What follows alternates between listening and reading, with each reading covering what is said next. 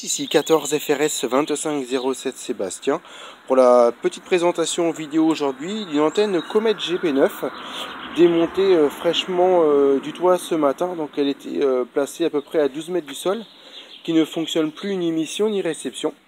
Je voulais tout simplement vous faire voir l'intérieur de cette antenne. Je sais que certains aiment bien voir un petit peu la composition un petit peu technique à l'intérieur de ce type d'antenne. Donc on peut commencer déjà à voir une antenne en fibre de verre blanche. Voilà, que j'ai découpé moi personnellement à la scie à métaux ce matin. Donc on peut constater donc une fibre de verre d'excellente qualité.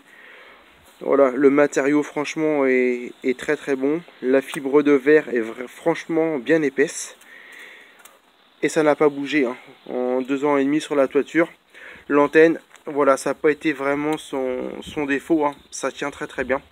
Pour ma part, j'avais remis une peinture blanche dessus, on va dire marine.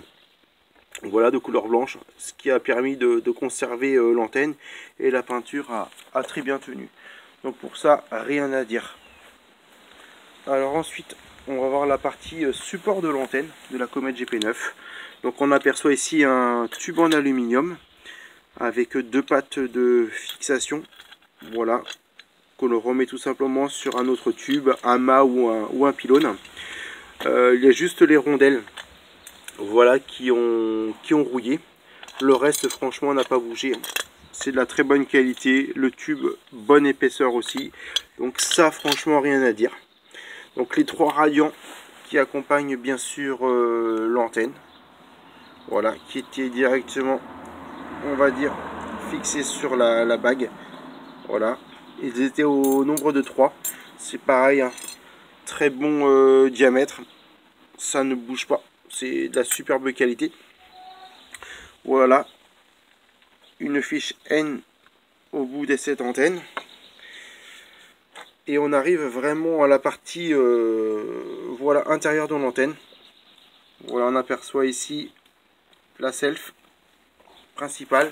Et ensuite, c'est toute une série de petits éléments torsadés. Techniquement, voilà, j'en sais pas plus. C'est pas mon domaine forcément de connaissances techniques, cette antenne. Donc ici déjà on aperçoit des petits raccords qui seront très très bien justement pour mes futurs bricolages. Donc ça, des choses à récupérer. Mais cette antenne, en fin de compte, ne va pas être jetée du tout, hein. Je vais récupérer un maximum d'éléments. Voilà, pour refaire bien sûr soit des antennes PMR ou autres, hein. Mais la conception intérieure est vraiment très bonne, hein.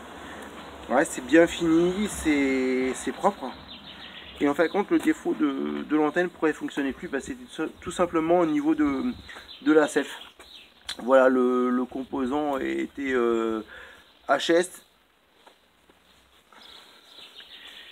Donc voilà, donc personnellement, voilà, c'était une très bonne antenne qui m'a bien servi en réception, hein, notamment pour les bandes radio amateurs en réception, la bande VHF marine, la bande VHF aviation, voilà, et autres fréquences.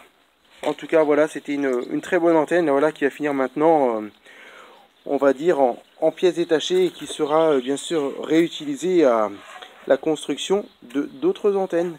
Voilà, bonne 73 à tous, bon visionnage et au plaisir de se recontacter en fréquence. 73 à vous de 14 FRS 2507 Sébastien.